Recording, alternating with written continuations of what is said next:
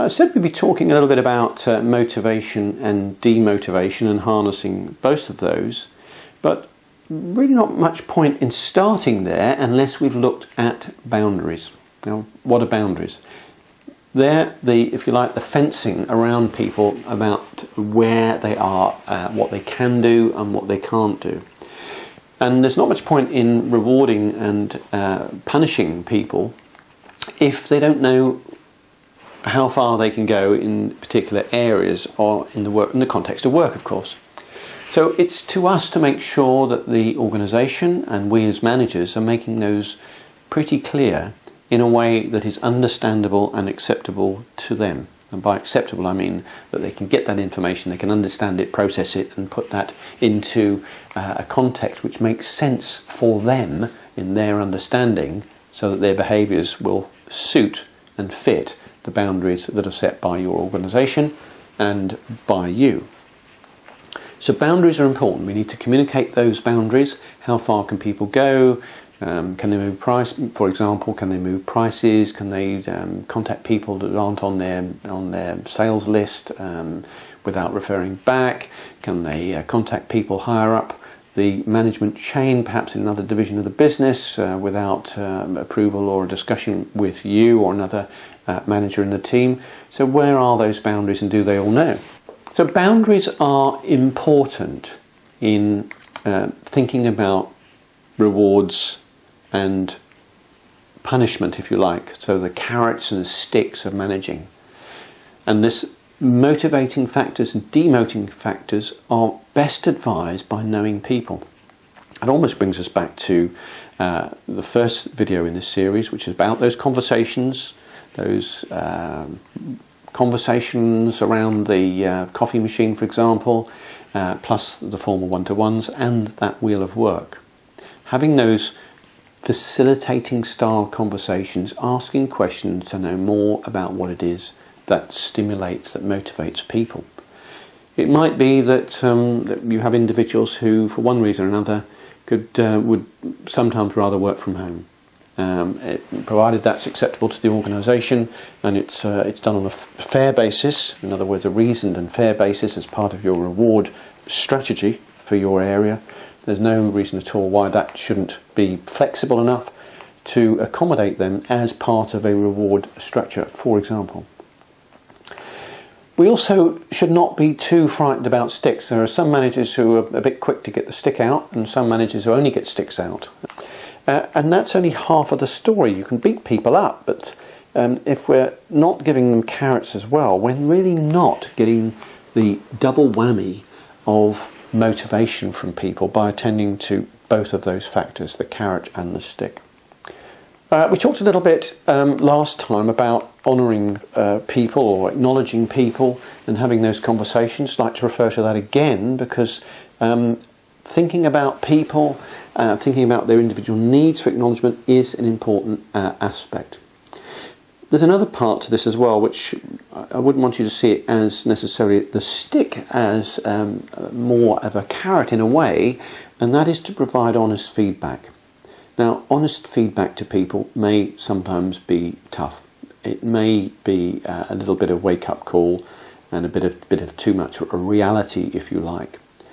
But many managers who have been promoted to managing people, and like most people have no training at all in managing people before they are elevated to a position of authority.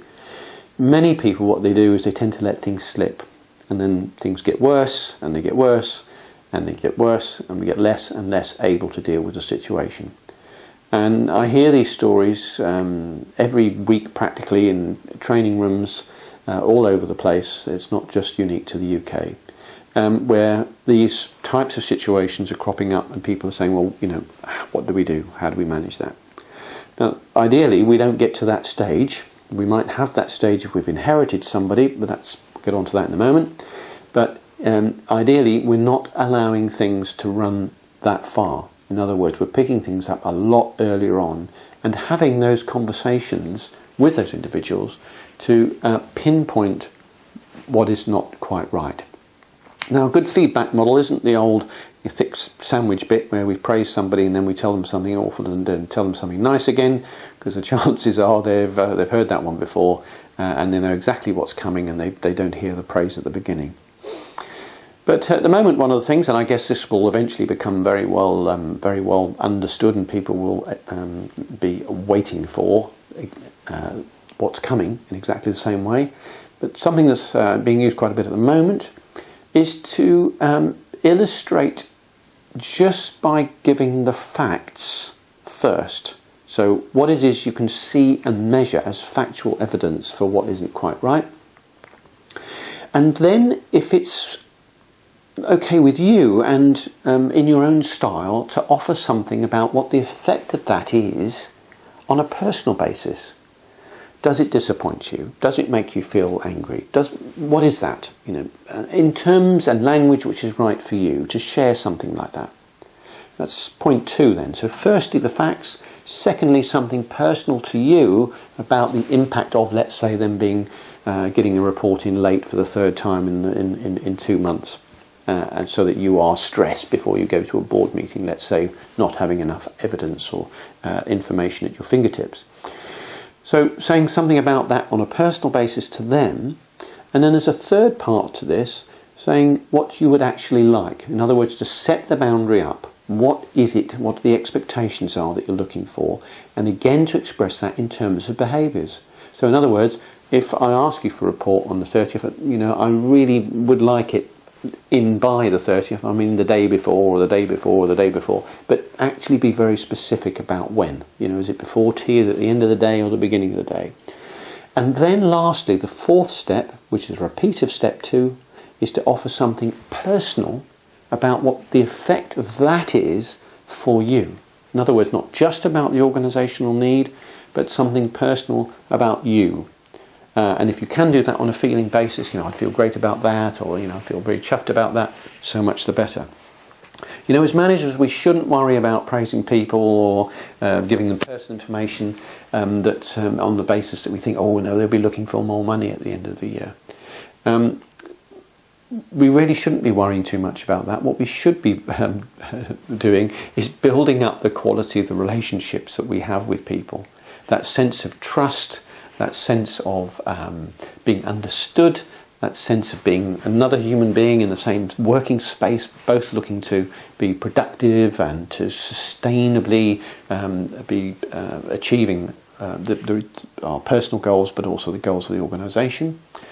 What we should be doing is really to build the relationship so that the relationship is a healthy and a good one. So we can have fair and reasonable discussions about all things relating to work, including reward and recognition.